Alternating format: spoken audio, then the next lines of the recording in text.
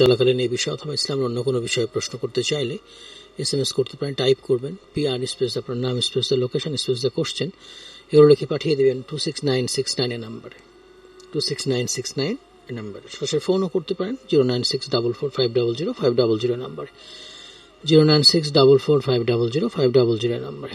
ফেসবুকে কমেন্ট করতে পারেন facebook.com/peoplestudiofm। অনলাইনে শুনতে পারেন peoplestudiolimited.com, এখানে গুগল প্লে স্টোর থেকেও পিপল স্টুডিও অ্যাপ ডাউনলোড করে শুনতে পারেন। আমরা গতকাল অনেকখানি আলোচনা করেছিলাম আরবদের অবস্থা নিয়ে, ধর্মীয় অবস্থা, সামাজিক অবস্থা, এরপর হচ্ছে রাজনৈতিক অবস্থা। ধর্মীয় অবস্থা নিয়ে আমরা আলোচনা শুরু করেছিলাম। আজকে আমরা যেখান থেকে শুরু করব একটা ফোন নিয়ে আসি। আসসালামু আলাইকুম রহমতুল্লাহ। জি, প্রশ্ন করবেন। ওয়ালাইকুম সালাম। আমি জানতে চাই যে জুলকারনাইন কে ছিলেন? জি, একটু জানাবেন।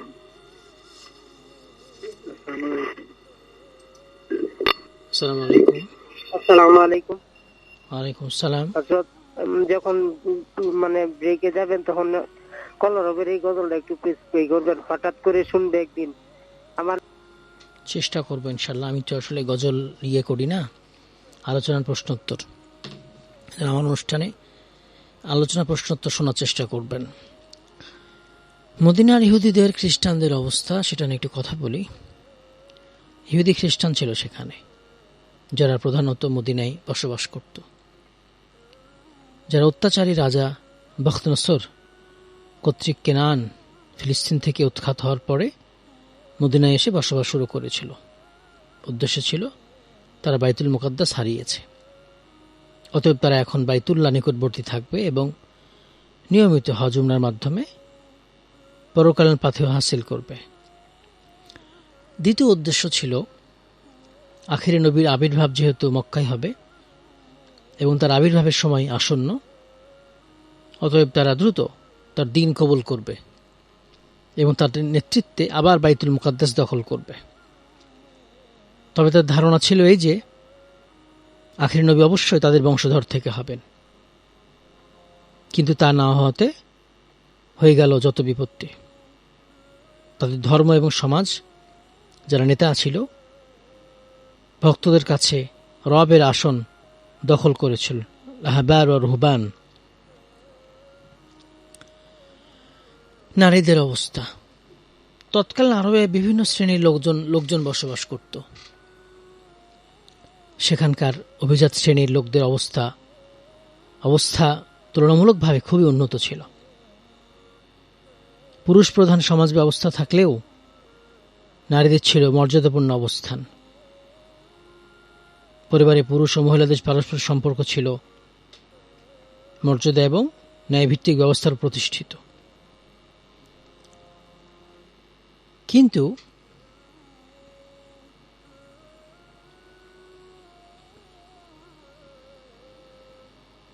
যারা দরিদ্র ছিল, গরিব ছিল,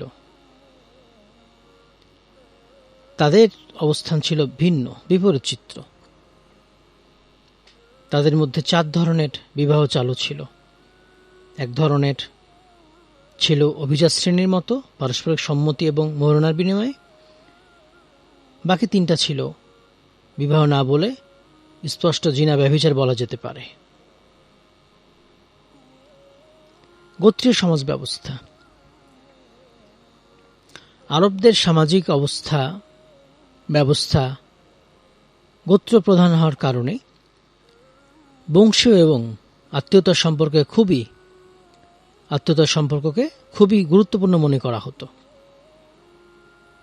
মারামারি ও হানাহানিতে জর্জরিত এই সমাজে কেবল গোত্রীয় ঐক্যের সুদৃঢ় বন্ধনের ওপরে নির্ভর করেই তাদের টিকে থাকতে হতো। ন্যায় অন্যায় নির্ণীত হতো গোত্রীয় স্বার্থের নিরিখে।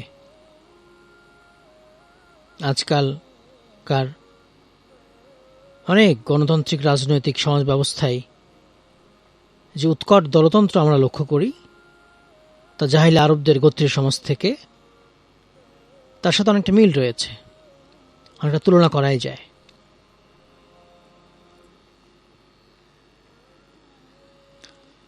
গোত্রসমূহের মধ্যে প্রায় যুদ্ধ বিগ্রহ লেগেই থাকত। সে কারণে তারা অধিক সংখ্যায় পুত্র সন্তান কামনা করত। অধিক সংখ্যক ভাই ও পুত্র সন্তানের মালিককে সবাই সমীহ করত। যুদ্ধে পরাজিত হলে নারীদের সম্ভ্রমহারী ও তাদের লুট করে নিয়ে যাওয়ার ভয়ে অথবা দারিদ্রতার ভয়ে অনেক কন্যা সন্তান তারা হত্যা করত, শিশুকালে হত্যা করত, জীবন্ত হত্যা করত। মক্কায় দারুন নাদওয়া ছিল বিখ্যাত। তাদের মধ্যে মদ্যপানের ব্যাপক প্রচলন ছিল। যুদ্ধ ও পেশিশক্তি বিজয় লাভের মানদণ্ড ছিল। আরবের সামাজিক অবস্থাকে এক কথায় বলতে গেলে জোর যার মুল্লুক তার নীতিতে পরিচালিত হতো। অবশ্য আজকের বিশ্ব ব্যবস্থা তার চাইতেও মোটেও উন্নত না। চলছে শরিয়া চেম্বার, সাথে আছি মাওলানা মাসুম বিল্লাহ বিন রেজা। কথা বলছিলাম আরবদের অবস্থা রাসূলুল্লাহ সাল্লাল্লাহু আলাইহি ওয়াসাল্লাম আগমনের সময়, সেটা নিয়ে কথা বলছিলাম। তাদের অর্থনৈতিক অবস্থা কেমন ছিল? ব্যবসা ছিল প্রধান অবলম্বন। তায়েফ, সিরিয়া, ইয়েমেন উর্বর এলাকা ছাড়াও অন্যত্র পশুপালনের মাধ্যমে তারা জীবিকা নির্বাহ করত। প্রধান অবলম্বন ছিল এটা তাদের। উট ছিল বিশেষ করে দূরপাল্লা সফরের জন্য একমাত্র স্থল পরিবহন। মক্কার ব্যবসায়ীগণ শীতকালে ইয়ামেন এবং গ্রীষ্মকালে সিরিয়ায় দূরপাল্লার ব্যবসায়িক সফর করত। আর্থিক লেনদেনে সুদের প্রচলন ছিল, সুদ ছিল। ঘরের আঙিনায় বসে সুতা কাটার কাজে অধিকাংশ আরব মহিলারা নিয়োজিত ছিল। কোন কোন এলাকায় কৃষিকাজ হতো, ছোলা, ভুট্টা, জব ও আঙ্গুরের চাষ হতো। মক্কা মদিনায় গমের আবাদ ছিল না। আমিরে মুআবিয়া রাদিয়াল্লাহু আনহুর খেলাফতকালে প্রথম সিরিয়া থেকে মদিনায় গম রপ্তানি করা হয়। খেজুর বাগান ব্যাপক হারে দেখা যেত। খেজুর ছিল তাদের অন্যতম প্রধান উপজীবিকা। নিখাদ পুঁজিবাদী অর্থনীতি ছিল, যার ফলে সমাজে একদল উচ্চবিত্ত থাকলেও অধিকাংশ লোক বিত্তহীন এবং মানবেতর জীবনযাপন করত। আজকের বিশ্ব অর্থনৈতিক ব্যবস্থার চাইতে মোটে উন্নত নয়। আরব সমাজে উচ্চবিত্ত লোকদের মধ্যে জুয়া, মদ এগুলো প্রচলন ছিল। সেখানে বিত্তহীনরা দাস ও দাসী রূপে বিক্রি হতো এবং মানবেতর জীবনযাপন করত। এই ছিল মোটামুটি তাদের অর্থনৈতিক অবস্থা, গোত্রীয় সমাজ ব্যবস্থা, নারীদের অবস্থা, ইহুদি খ্রিস্টানদের অবস্থা। আর গতকাল তো আমরা বলছিলামই তাদের ধর্মীয় অবস্থা, শিরক, বিদআত এগুলো ছেয়ে গেছিল একেবারে তাদের মধ্যে। শিরক বিদআত করেও তারা নিজেদেরকে খুব ধার্মিক মনে করত, দিন হানিফ মনে করত। নৈতিক অবস্থা,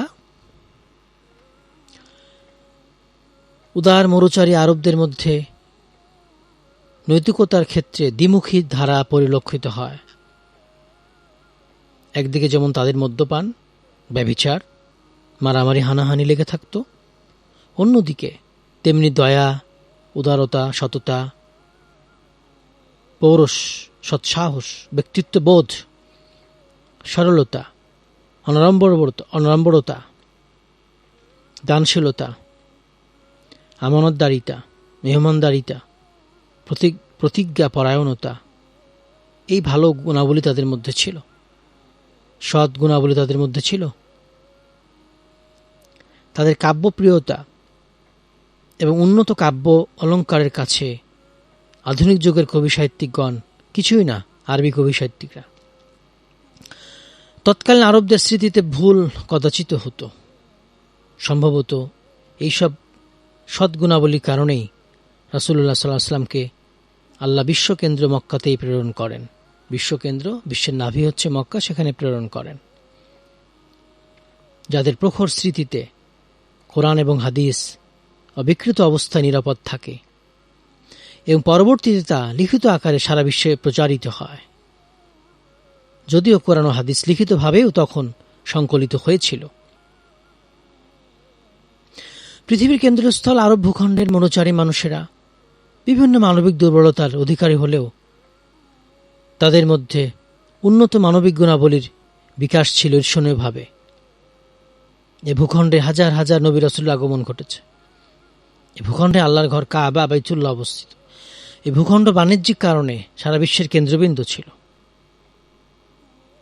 জান্নাতের ভাষা আরবি। এ ভূখণ্ডের কথিত ও প্রচলিত ভাষা আর ছিল আরবি।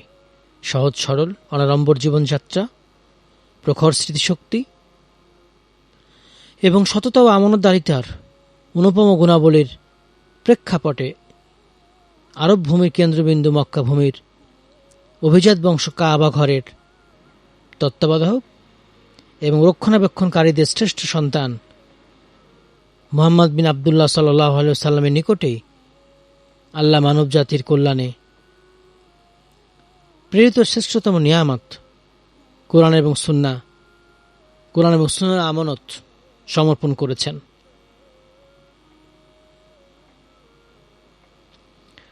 আমরা কথা বলছিলাম শরিয়া চেম্বার অনুষ্ঠানে পিপলস রেডিওর 91.6 FM এর। রাসূলুল্লাহ সাল্লাল্লাহু আলাইহি ওয়াসাল্লাম আগমনের সময় মক্কার অবস্থা কেমন ছিল সেটা নিয়ে কথা বলছিলাম। আরবদের অবস্থা কেমন ছিল, ধর্মীয় অবস্থা, সামাজিক অবস্থা, নৈতিক অর্থনৈতিক অবস্থা নিয়ে কথা বলছিলাম।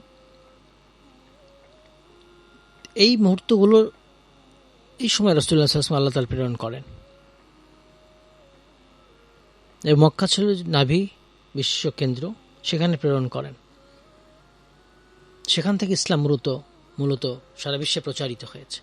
আমরা ছোট্ট বিরতি নেব, একটু পরে ফিরবো। আমাদের সঙ্গে থাকবেন ইনশাআল্লাহ।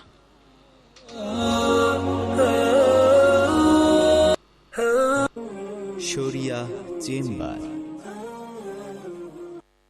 मेरे मौला